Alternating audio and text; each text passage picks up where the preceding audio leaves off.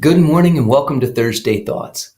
I am excited today because with my 10th grade class, today we're going to read the story of the flood, how the God of the universe got angry with his creation and chose to destroy it, but preserved a family that was faithful to him and used them to restart.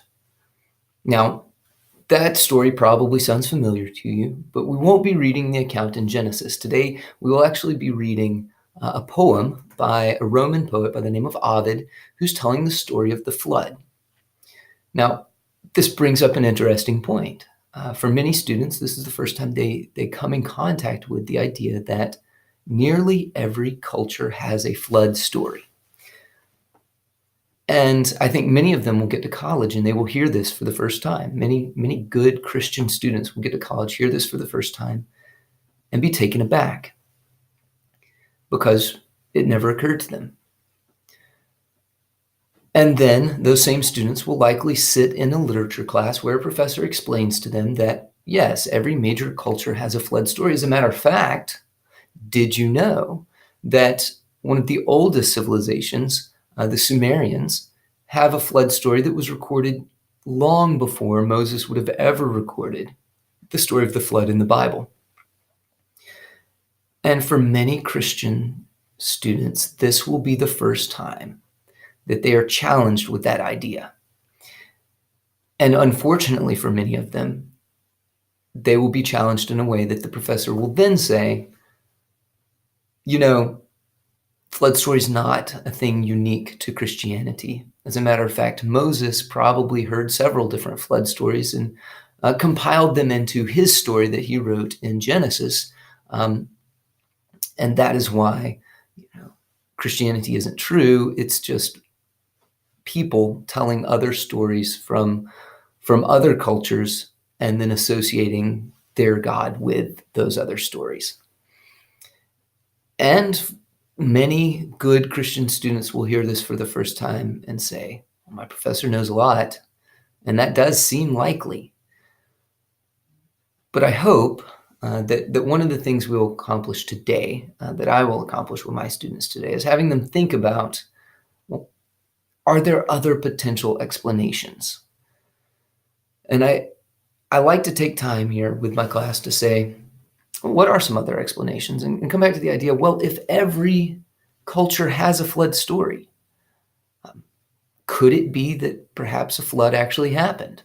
And if so, would it not be likely that these cultures would have told about it? And would it also not be likely that they would have written it down eventually?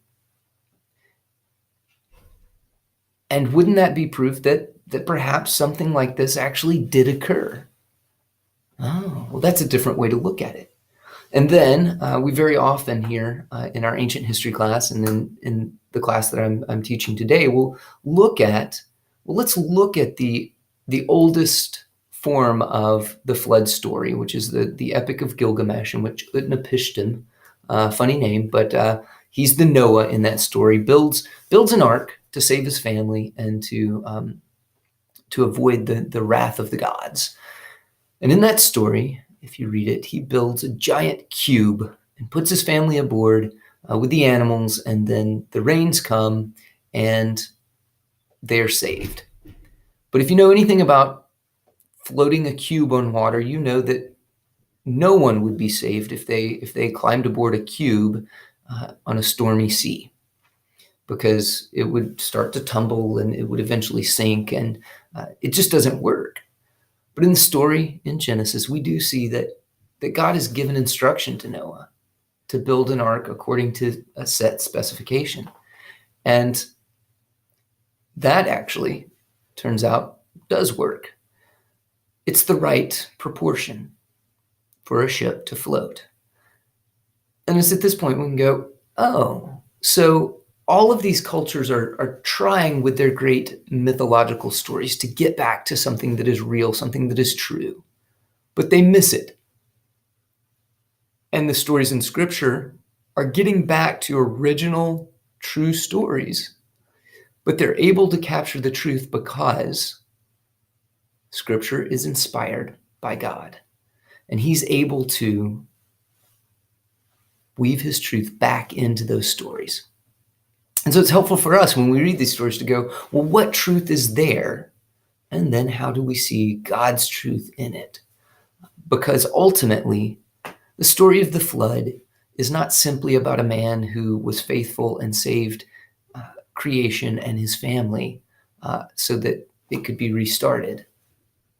It's about a man, a God man, who faithfully followed his father and paid the penalty, accepting the wrath that we deserve, the punishment we deserve, so that we could start again, so that his creation could start again. And ultimately, that story finds its home in the gospel, in the story of Jesus and his salvation.